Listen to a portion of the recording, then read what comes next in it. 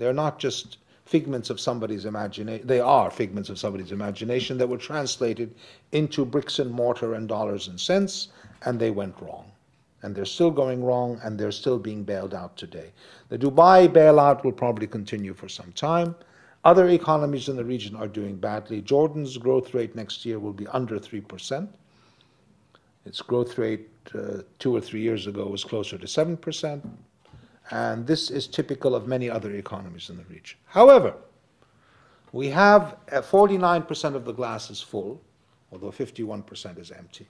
And the 49% of the glass that's full includes economies such as Saudi Arabia, Lebanon, and KRG. I pick these economies for different reasons. Saudi Arabia because it's the big apple. Saudi Arabia is the largest economy in the Arab world. And it's an extremely interesting economy if you happen to be in that loop. Saudi Arabia today is doing better structurally than it was 5 or 10 years ago. In terms of actual numbers, it's not. The actual GNP growth rate for Saudi Arabia today is probably lower than it was 3 or 4 years ago, because at that time the price of oil was zooming upward. Saudi Arabia was exporting massive amounts. There are two things here. There's the price of oil and the amount they're exporting.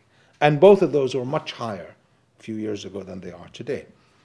However, the structure of the Saudi economy today is much better than it was a few years ago. The structure, both in terms of laws, regulations, the way the government looks at the private sector, the way the private sector interacts with the government, and in terms of the actual physical industries that have emerged. You now have a toy industry in Saudi Arabia, something that didn't exist 10 or so years ago, among many other new industries. The turning point for that was end 2005, the admission of Saudi Arabia to the World Trade Organization. After many years of negotiation, the Saudis finally got in. And of course, you all know the WTO is not a magic wand. But what the WTO does, some of you here may be familiar with the kind of nitty-gritty, the inside, the bowels and the entrails of the WTO negotiations. Getting into the WTO means making a lot of changes. It reminds me of myself when I was getting married. I got married quite old, for the first and only time at the age of 44. Before I got married, I would do certain things. I don't want to mention them to you because most of them are disgusting. As I was contemplating this lovely woman, Andrew Tabler knows her, and maybe a few others of you have met her, and she's a lot younger than I am and much nicer. As I was contemplating, I decided I had to change certain things, what I was doing. I gave up smoking, for example. Now, most of these things nobody forced me to do, but most of these things were actually very good for me. Having said that, after I got married, things didn't improve for me all across the board. They began improving and they continue to improve, but there was no magic wand.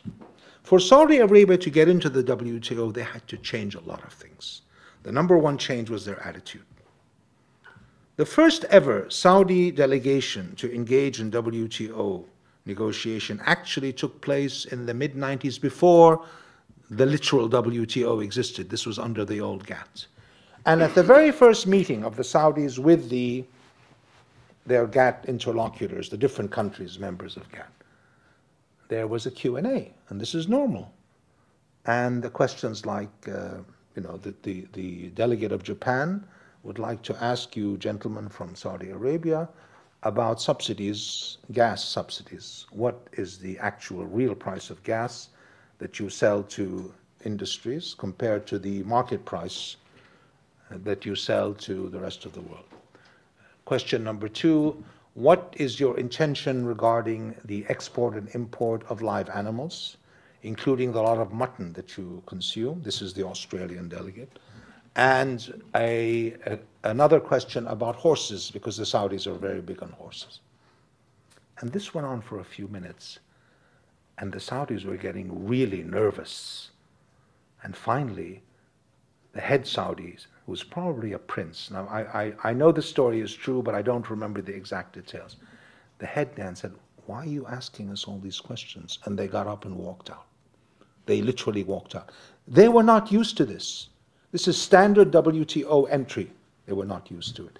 I'm reminded of my great aunt in Nazareth, Palestine. This was before the First World War, who at the age of 12 was engaged to be married to her cousin.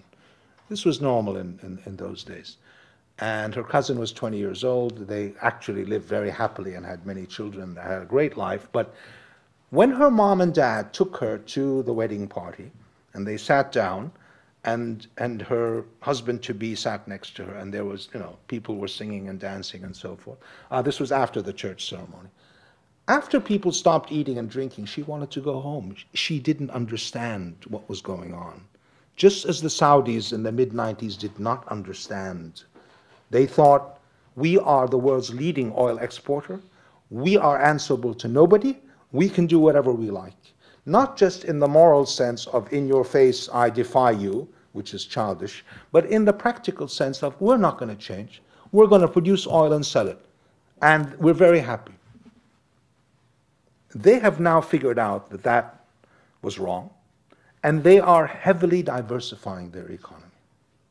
Not because of the magic wand of the WTO, but the WTO entry helped them to change literally thousands of regulations in their economy, to the point where today Saudi Arabia is recognizable as a real economy, where the private sector can actually function, and where many things are going on apart from oil production. That's why I'm upbeat on Saudi Arabia, and that's why Saudi Arabia today is in much better shape than had this crisis in an imaginary world taken place 10 years ago. Saudi Arabia would be on its knees. As it is, Saudi Arabia is doing quite well, relatively speaking. Yes, as I said a few minutes ago, the actual growth rates were much higher around 2004, 2005, but the sustainability of the present growth is not in question. And the longer-term prospects of Saudi Arabia are good. The bad news I will give later, because the bad news concerning these three economies is similar. The second economy I want to talk about is Lebanon. Lebanon, unlike Saudi Arabia, which I visit, Lebanon is a place I live, so I understand. And I'm not Lebanese, so I don't have this little thing on the hard disk that says, I like him, I don't like her, or vice versa. I can safely say that in Lebanon, I am just one of the little people, the average people there, observing what's going on. Part of my job as an economist, as a social science. And my perception of Lebanon over the last year or so has been that of a mega boom. It is booming beyond all reason. This is partly because it was doing very poorly between 2005 and 2007, 2008. So what it's doing today is catching up. As Kate mentioned, the growth rate last year was 8%. 8% in the world economy today is Chinese-style growth. 8% is fabulous.